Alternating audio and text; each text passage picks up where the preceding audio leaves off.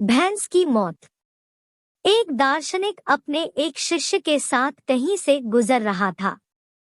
चलते चलते वे एक खेत के पास पहुंचे। खेत अच्छी जगह स्थित था, लेकिन उसकी हालत देखकर लगता था मानो उसका मालिक उस पर जरा भी ध्यान नहीं देता है।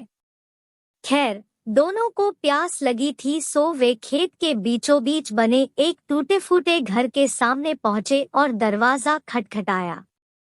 अंदर से एक आदमी निकला। उसके साथ उसकी पत्नी और 3 बच्चे भी थे। सभी फटे पुराने कपड़े पहने हुए थे। दार्शनिक बोला, श्रीमान, क्या हमें पानी मिल सकता है? बड़ी प्यास लगी है। जरूर, आदमी उन्हें पानी का जग थमाते हुए बोला, मैं देख रहा हूँ कि आपका खेत इतना बड़ा है, पर इसमें कोई फसल नहीं बोई गई है और ना ही यहाँ फलों के वृक्ष दिखाई दे रहे हैं। तो आखिर आप लोगों का गुजारा कैसे चलता है? दार्शनिक ने प्रश्न किया। जी, हमारे पास एक भैंस है। वो काफी दूध देती है।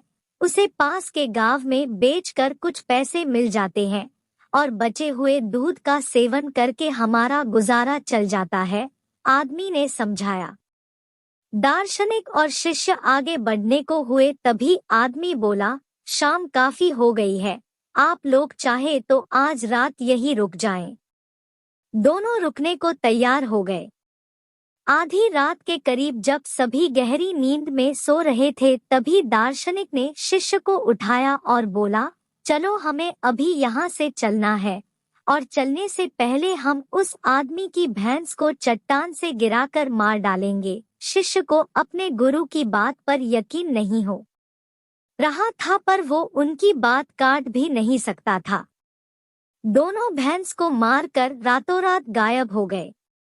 यह घटना शिष्य के ज़हन में बैठ गई और करीब 10 साल बाद जब वो एक सफल उद्यमी बन गया, तो उसने सोचा, क्यों न अपनी गलती का पश्चाताप करने के लिए एक बार फिर उसी आदमी से मिला जाए और उसकी आर्थिक मदद की जाए। अपनी चमचमाती कार से वह उस खेत के सामने पहुंचा। शिष्य को अपनी आंखों पे यकीन नहीं हो रहा था। वह उजाड़ खेत अब फलों के बागीचे में बदल चुका था।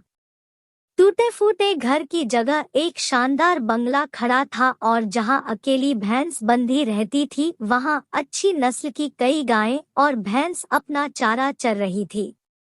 शिष्य ने सोचा कि शायद भैंस के मरने के बाद वो परिवार सब बेच बाच कर कहीं चला गया होगा और वापस लौटने के लिए वो अपनी कार स्टार्ट करने लगा कि तभी उसे वो 10 साल पहले वाला आदमी दिखा। शायद आप मुझे पहचान नहीं पाए, सालों पहले मैं आपसे मिला था, शिष्य उस आदमी की तरफ बढ़ते हुए बोला। नहीं नहीं, ऐसा नहीं है, मुझे अच्छी तरह याद है, आप और आपके गुरु यहाँ आए थे। कैसे भूल सकता हूँ उस दिन को? उस दिन ने तो मेरा जीवन ही बदल कर रख दिया। आप लोग तो बिना बताए चले गए, पर उसी दिन ना जाने कैसे हमारी भैंस भी चट्टान से गिरकर मर गई। कुछ दिन तो समझ ही नहीं आया कि क्या करें, पर जीने के लिए कुछ तो करना था, सो लकड़ियाँ काट कर बेचने लगा। उससे कुछ पैसे में बोवाई कर दी। सौभाग्य से फसल अच्छी हुए तो खेत निकल गई।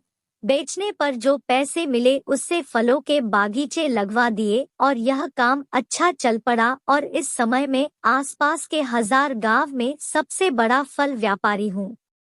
सचमुच ये सब कुछ ना होता अगर उस भैंस की मौत ना हुई होती। लेकिन यही काम आप पहले भी कर सकते थे? शिष्य ने आश्चर्य से पूछा।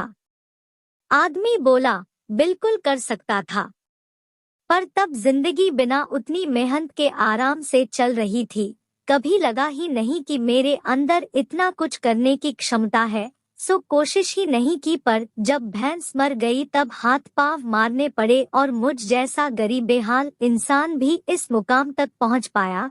आज शिष्य अपने गुरु के उस निर्देश का असली मतलब समझ चुका था और बिना किसी पश्चाताप के वापस लौट पा रहा था।